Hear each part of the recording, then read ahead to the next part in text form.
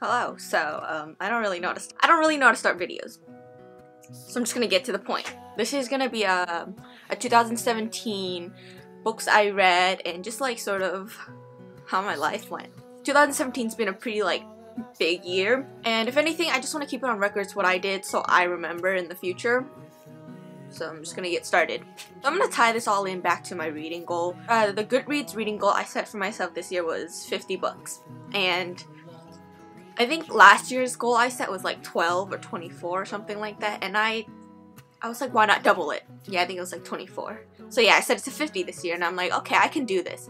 And for the first like 7 months, I was doing great, you know. I was reading like ahead of schedule, as it says on the website, so I was reading like a lot and pretty quick because I just loved it. I was like on a drive, I was on a reading kick. I was like, I had my mojo, you know. But then like around when school started, I fell into this reading slump, and I fell into like an everything slump. So I wasn't reading anymore because I was reading like one book for the longest time because I just couldn't get back into it. Like I couldn't find the inspiration to read, the motivation to read, and I wanted to read, I knew that, but I just couldn't get myself to do it. And it was like that for writing too, or anything creative, you know. I couldn't make myself do it. I know I wanted to do it, but I just couldn't find the inspiration or the motivation to do it, and I didn't know why.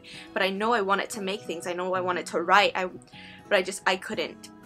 Right now, I've actually started to read again, and I'm hopefully getting back into my groove, you know, and I'm starting to write again, and I'm really hoping it's sticking, because I have a few, like, ideas, and I really want to get into it. I'm really hoping this is my, like, kick to start back up. So 2017, let me just start with, like, a life update of what happened. 2017 was a year of firsts. I'm a senior in high school now, like, that's a first, obviously.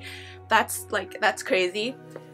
It's my last year. I'm gonna go off to college next year, and I'm just like, ooh. I turned 18. I'm an adult now.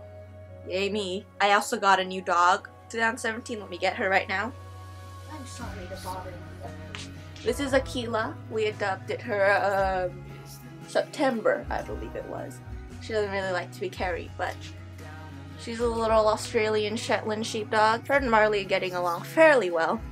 But she's only like 1 and Marley's like 6, so Marley's like, don't bother me, and she just wants to play all the time. I don't know where Marley is. She's probably sleeping outside on the couch, but she loves sleeping on the bed. Alright. I named her Aquila, and the spelling is A-Q-U-I-L-A. I know people are like, how do you pronounce that? It's the eagle constellation, and I sort of have like an affinity for the stars, so I had to. Lighting should be a little better now. I finished my first novel this year, which is a pretty big achievement for me, and you know, I'm working on getting stuff done with it, and I'm really excited for this journey, and I'm really excited to continue this journey and to see where it goes. I got like a whole lot of piercings done on my ear. You can see this. It's just like 3 more than I already had, but did that. Oh yeah, this is a very recent addition. I got a tattoo. The Selection, the book that made me fall in love with reading. Oh, I met my first authors. I met Sabaa Tahir and Adam Silvera at a book signing, which it's like, I was pretty starstruck, not gonna lie. I feel like a lot more happened. I just can't think of it. Oh, I got my first like car, so that was pretty fun. I named him Ronan because I was reading The Raven Cycle during that time, and I just love that name and the character. So yeah, a year of many firsts. I can't really think of anything else. There's probably like a whole lot more stuff I did this year, but I can't really remember it anymore. Last but not least, I read 50 books this year, which is definitely a first. Well, it's more like 53. Well, we'll get into that. But yeah, I've never read so many books in like 1 year. I'm gonna just get started and tell you guys what I read this year, because I feel like this year was actually a really great reading year. I read like so many great series, so many great books this year. I really loved them, and that's sort of what like was my flow for like the constant reading in the first 7 months. Oh, and like just a quick little before I start, I got the City of Bones 10th anniversary book, and oh my god, it is beautiful. Look at it. And the gold edges, oh my god. And the artwork. Oh. It's pretty damn beautiful. Okay, so now for real, let's get started. First book I read this year was Tales from a Shadowhunters Academy by Cassandra Clare, and it was great. George Lovelace. Yes. And then I read Lady Midnight by Cassandra Clare also because I just love her books, and this was, oh my god, I'm in love with this series. And I'm doing all these in order if you're wondering why like I have a series but it's all broken up. I'm doing it in order. And I don't always read in order because some books are either just not released or just don't have them yet. Across a Star-Swept Sea by Diana Petrofund. I don't know if, I'm sorry I butchered your last name, but this was hilarious. It's a great read. Read it. The Wrath and the Dawn and The Rose and the Dagger by Renee Ahdieh. Great duology. The False Princess by Elise O'Neill. A Shadow Bright and Burning by Jessica Cluess. I actually really like this. I wonder when the next book's coming out. It might already be out. I gotta check. King's Cage by Victoria Aveyard, which I made a book talk on, and I'm just gonna like link it somewhere. I also made a cake base on it. If you want to watch that video, I'll link it somewhere too. And then I read Six of Crows, Cricket Kingdom, Shadow and Bone, Ruined and Rising, and Siege and Storm. All by Leigh Bardugo. She is a writing genius. And if you're wondering, this is a duology and this is a trilogy, but they sort of like, they take place in the same world. It's a different set of characters. A Court of Thorns and Roses, A Court of Thorns and Roses, and A Court of Mist and Fury by Sarah J. Maas. Thorn and Glass, and Crown of Midnight, also by Sarah J. Maas. Unite Me, a novella on the Shadow Me series. Now there's going to be more books. I'm excited. By Tahereh Mafi. Ever the Hunted by Erin Summerhill. Air of Fire by Sarah J. Maas. A Court of Wings and Ruins by Sarah J. Maas. Assassin's Blade. Queen of Shadows.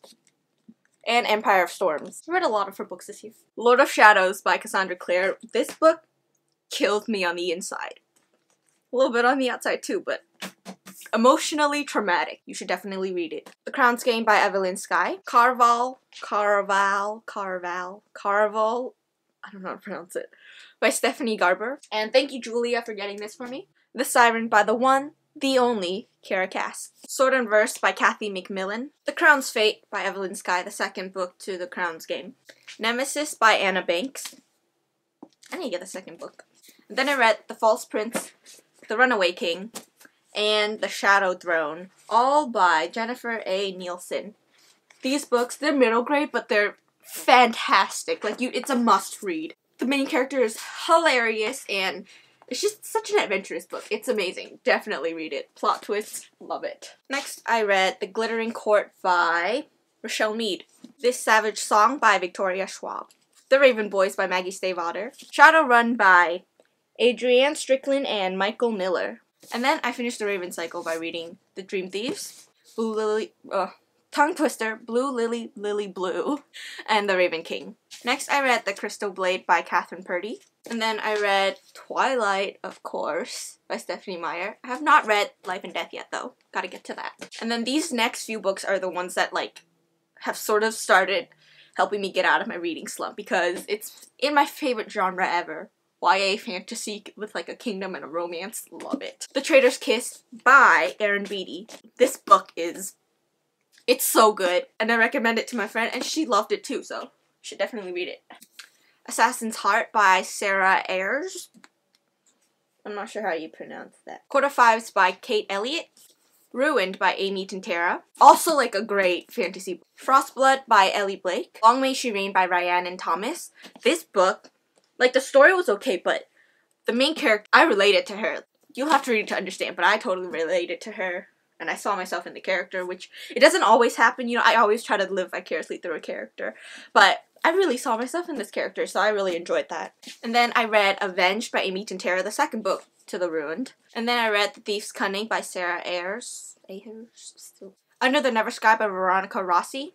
And then the most recent book I finished is one that my friends have been, like, telling me to read for, like, a while now. So I finally got to it, you guys. Cinder by Marissa Meyer. And I actually really liked it. So yeah, those were the 53 books. 53? Yep, those were the 53 books I read this year. And I think I'm going to set my goal at 75 next year, because I feel like I could get to it. If I hadn't fallen into slump, I might actually be there right now. Yeah, 75, and then slowly inch my way up to 100 eventually. We'll see how 75 goes first. Like I said before all this, 2017 was a great reading year. I read so many books that I fell in love with. You know, so many more books to add to my top 10, which is probably like my top 50 by now. If you guys are ever feeling like unmotivated to do something, just know it's not always your fault, you know? Like, yeah, sure, you could be lazy, and I probably was sort of lazy too, but, you know, sometimes you just get into a funk, and you might need someone else to pull you out, or you might just need to like pull it out of it yourself. And you know, sometimes that means doing something like just forcing yourself to read or whatever it is, or sometimes it just means giving yourself time. It's just not fun sometimes, and if it's not fun, then what's the point of doing it? And I know the adult world, the real world's not all about having fun, but you know, that's the way I want to live. So just have fun with whatever you're doing, try to make it fun, and if you find that you're not having fun, then just don't do it, because what's the point if you're not loving what you're doing and doing what you're loving? Remember to read, because a reader lives 1,000 lives, and I'll see you guys soon, hopefully. Bye. That was so cheesy, huh? Oh no. Oh.